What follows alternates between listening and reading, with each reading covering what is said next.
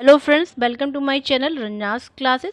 Friends, अगर आप अपनी सफलता को सुनिश्चित करना चाहते हैं तो आप हमारे चैनल रंजनास क्लासेस को सब्सक्राइब कर लें। फ्रेंड्स, आज की क्लास को स्टार्ट करते हैं, जो कि इतिहास प्रैक्टिस सेट 1। तो हमारा पहला क्वेश्चन है, गौतम बुद्ध का जन्म कब हुआ था? ए 563 ईसा पूर्व में, बी 558 ईसा पूर्व में, सी 561 ईसा पूर्व में या डी 544 ईसा पूर्व में।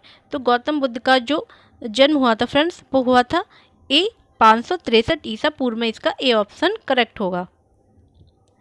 अगला प्रश्न है फ्रेंड्स, निम्नलिखित में से किस राजवंश के अभिलेख से इस परंपरा का समर्थन होता है कि लुम्बिनी शाक्यमुनि बुद्ध का जन्म स्थान था? यानी वो अभिलेख किस वंश का है जिसमें से पता चलता है कि शाक्यमुनि बुद्ध का जन्म स्थान लुम्बिनी था? ए मौर्य, बी शुंग, सी सातवाहन या डी कुषाण। तो इसका ए ऑप्शन करेक्ट होगा। ये मौर्य वंश के अभिलेख से पता चलता है कि लुम्बिनी शाक्यमुनि बुद्ध का जन्म स्थान था।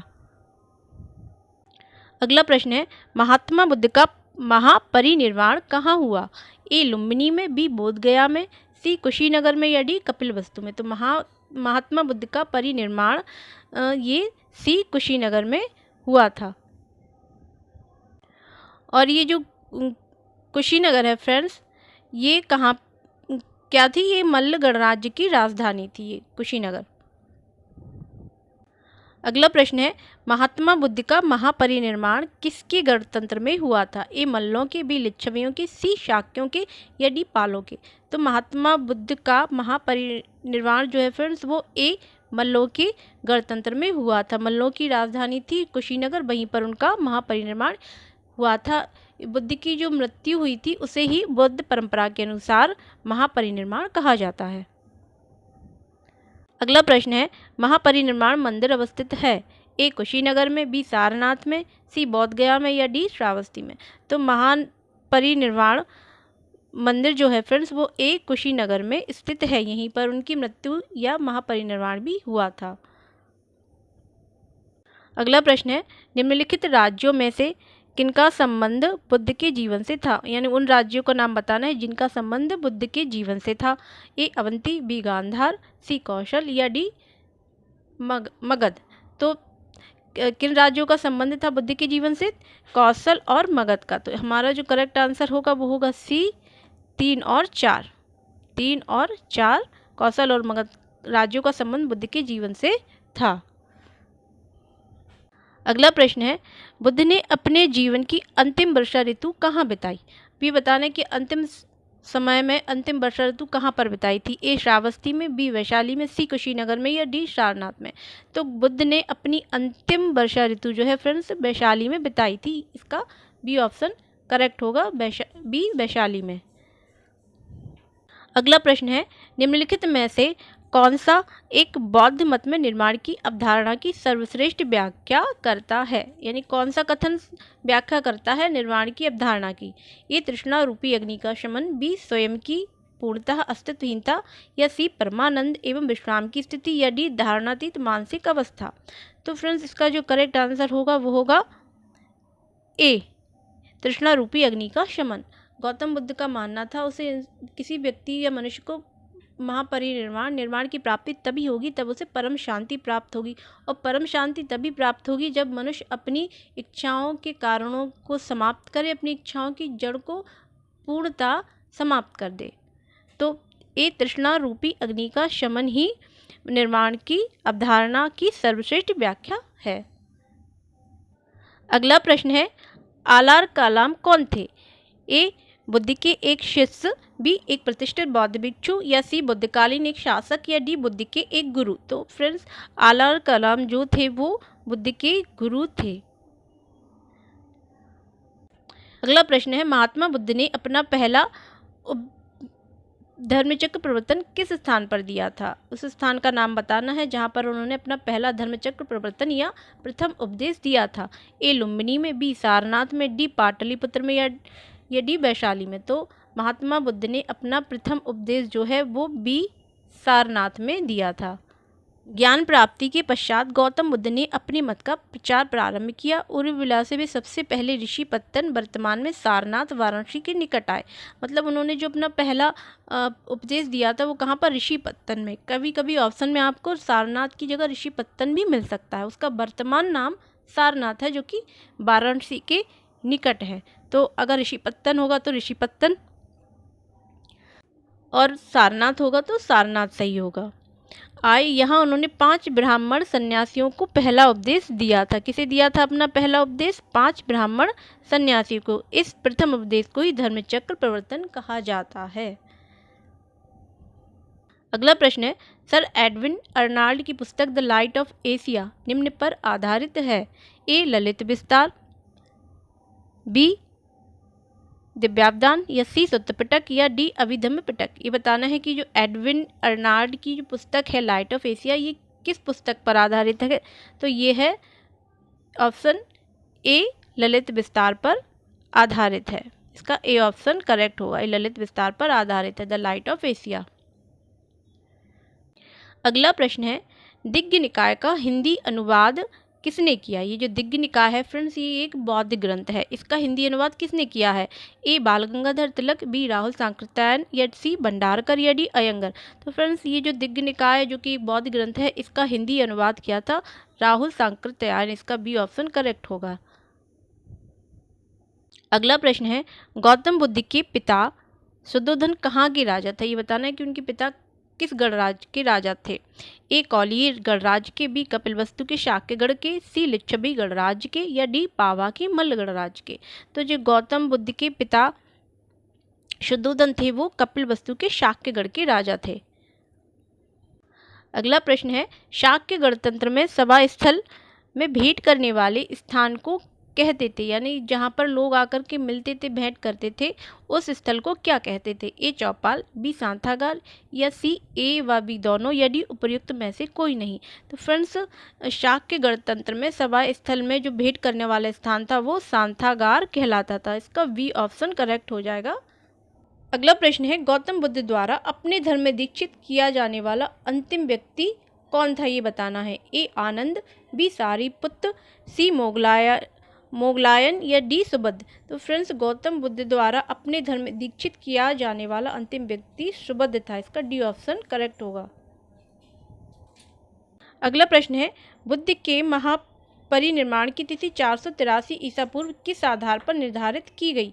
ए कैंटन रिकॉर्ड, बी श्रीलंका के सिंगली वृत्तांत, सी दीपवंश, या डी अशोक का अहरौरा लघु शिलालेख।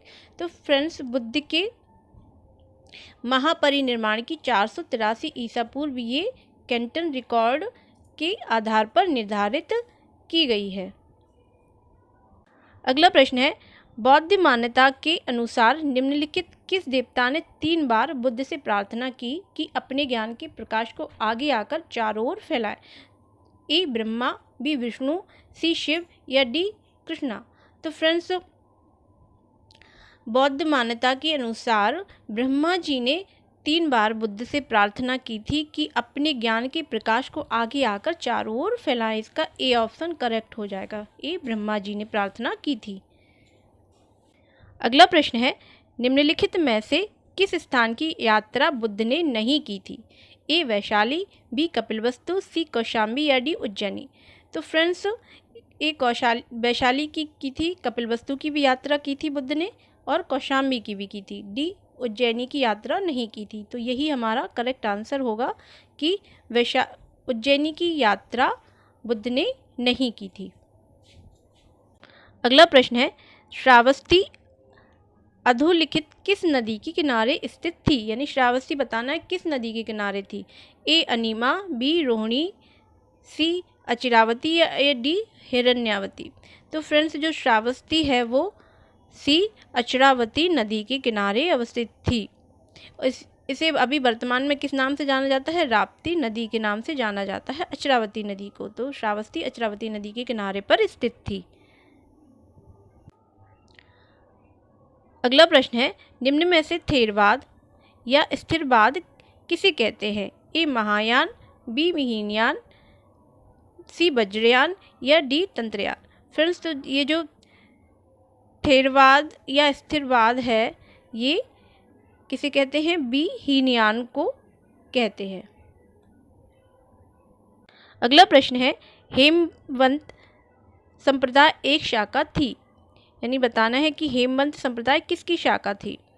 ए हीनयान की, बी महासांगिक की, सी आजीवक संप्रदाय की या डी वज्रयान की। तो ये हेमवंत संप्रदाय जो है वो महासांगिक की एक शाखा थी।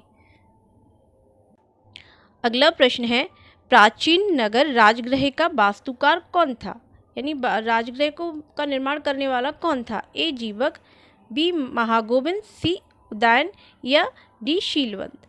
तो फ्रेंड्स प्राचीन नगर राजगृह का वास्तुकार महागोविंद था। तो मगध के राजा थे, कौन थे? बिंबिसार। उनके टाइम पर महागोविंद ने राजगृह का निर्माण किया था। अगला प्रश्न है प्रथम बौद्ध संगीति का अध्यक्ष कौन था?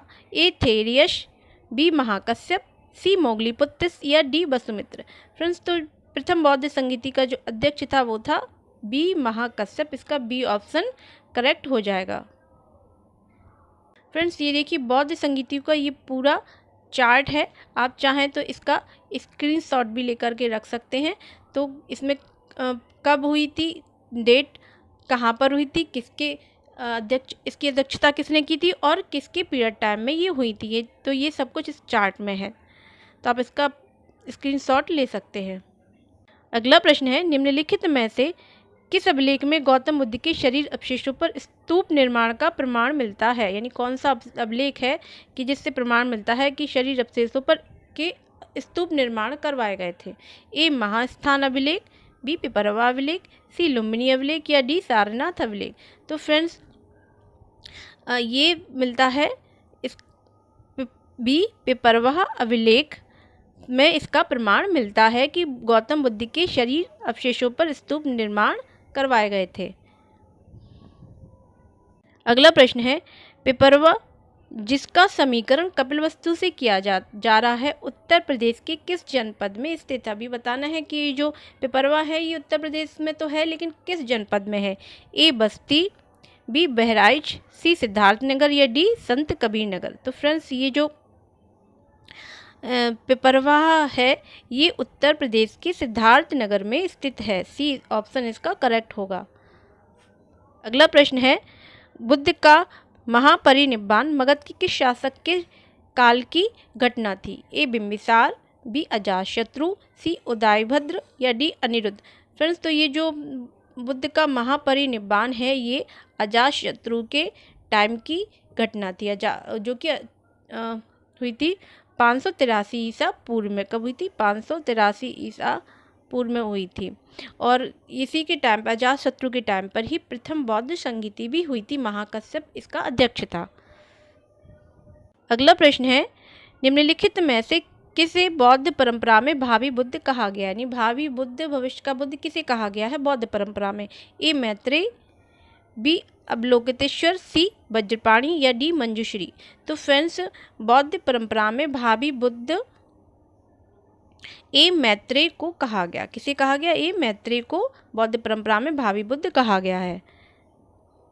अगला प्रश्न है प्रारंभिक बौद्ध धर्म में स्त्रियों की स्थिति कुछ महत्वपूर्ण विशेषताओं के संदर्भ में निम्नलिखित कथनों में से कौन से सही हैं, यानी बौद्ध धर्म में स्त्रियों की स्थिति कैसी थी ये बताना है आपको। पहला है कि स्त्रियों के लिए भी निर्माण प्राप्ति संभव थी। तो ये पहला कथन तो सही है कि हाँ बौद्ध तब ये उनके लिए निर्माण प्राप्ति भी संभव थी। और दूसरा है कि भिक्षुओं के लिए पृथक मठ का निर्माण हो सकता था। तो ये भी सही है। तो हमारे पहला और दूसरा दोनों ही कथन सही है। तो हमारा आंसर हो जाएगा सी ऑप्शन ए, एक और दो दोनों।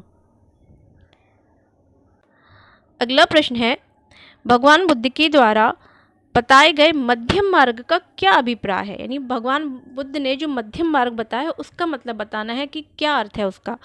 ए है दुख और सुख के बीच का मार्ग, बी आत्मा परमात्मा के बीच का मार्ग, या सी स्वर्ग प्राप्ति का मार्ग, या डी ना अधिक काम भोग और ना अधिक काया क्लेश। तो फ्रेंड्स जो भगवान बुद्ध ने मध्यम मार्ग बताया था उसका अभिप्राय है कि ना अधिक कामभोग और ना अधिक काया क्लेश। इसका डी ऑप्शन करेक्ट होगा। गौतम बुद्ध के अनुसार कि ना ही व्यक्ति को अत्यधिक सुखों का भोग करना चाहिए और ना ही अत्यधिक काया क्लेश में रहना चाहिए, दुखों को भोगना चाहिए। तो उन्होंने मध्यम मार्ग बताया था। अगला प्रश्न है, तृतीय शताब्दी ईस्वी में योगाचार्य या विज्ञानवाद संप्रदाय के संस्थापक कौन थे? ए वासव, बी गोरखनाथ, सी कुशिक या डी मैत्रेय। तो फ्रेंड्स, योगाचार्य संप्रदाय या योगाचार्य विज्ञानवाद संप्रदाय के जो संस्थापक थे वो थे डी मैत्रेय जी। इसका डी ऑप्शन करेक्ट होगा। अगला प्रश्न है, बौद्ध धर्म के अंतर्गत माध्यमिक दर्शन के प्रतिपादक थे? ए नागार्जुन, बी अश्वघोष या सी उपगुप्त या डी धर्मकीर्ति। तो बौद्ध धर्म के अंतर्गत माध्यमिक दर्शन या इसे ही शून्यवाद भी कहा जाता है के प्रतिपादक थे नागार्जुन। इसका ए ऑप्शन करेक्ट होगा, नागार्जुन। अगला प्रश्न है, त्रिपिटक क्या थे? ए सैन्य अधिकार, बी धर्मग्रंथ, सी कर या डी राजमहल के अधिकारी। तो फ्रेंड्स, ये जो त्रिपिटक थे वो धर्मग्रंथ थे। इसका बी ऑप्शन करेक्ट होगा। त्रिपिटक बौद्ध ग्रंथों में सर्वाधिक महत्वपूर्ण है। बुद्ध की मृत्यु के बाद उनकी शिक्षाओं को संकलित कर 3 भागों में बांटा गया। इन्हीं को त्रिपिटक कहते हैं। यानी बहुत उनकी जो मृत्यु के पश्चात उनकी जो शिक्षाएं थी उन्हें 3 भागों में बांट दिया गया और इन्हें ही त्रिपिटक कहा जाता है। कौन कौन थे वो 3 भाग? पहला है विनय पिटक, जिसमें संघ संबंधी नियम तथा आचार की शिक्षाएं हैं, और दूसरा है सुत्त पिटक, जिसमें कि धार्मिक सिद्धांत दिए हुए हैं, और तीसरा था अभिधम्म पिटक, जिसमें दार्शनिक सिद्धांत है। ये 3 पिटक हैं, विनय पिटक, सुत्त पिटक और अभिधम्म पिटक। ये तीनों ही बौद्ध ग्रंथ है। ये आज का हमारा लास्ट क्वेश्चन है कि बौद्ध धर्म में त्रिरत्न का क्या अर्थ था? ए त्रिपिटक, बी शील समाधि प्रज्ञा या सी सत्य अहिंसा करुणा या डी बुद्ध धम्म और संघ। तो फ्रेंड्स, बौद्ध धर्म में जो त्रिरत्न का अर्थ था वो था बुद्ध धम्म और संघ। इसका डी ऑप्शन करेक्ट हो जाएगा। जैन धर्म में भी त्रिरत्न होते थे। आप चाहें तो हमें कमेंट करके बता सकते हैं कि वो त्रिरत्न कौन कौन से थे। फ्रेंड्स, अगर आपको हमारा वीडियो अच्छा लगा हो तो प्लीज़ लाइक शेयर और हमारे चैनल को सब्सक्राइब जरूर कर लें। Thanks for watching.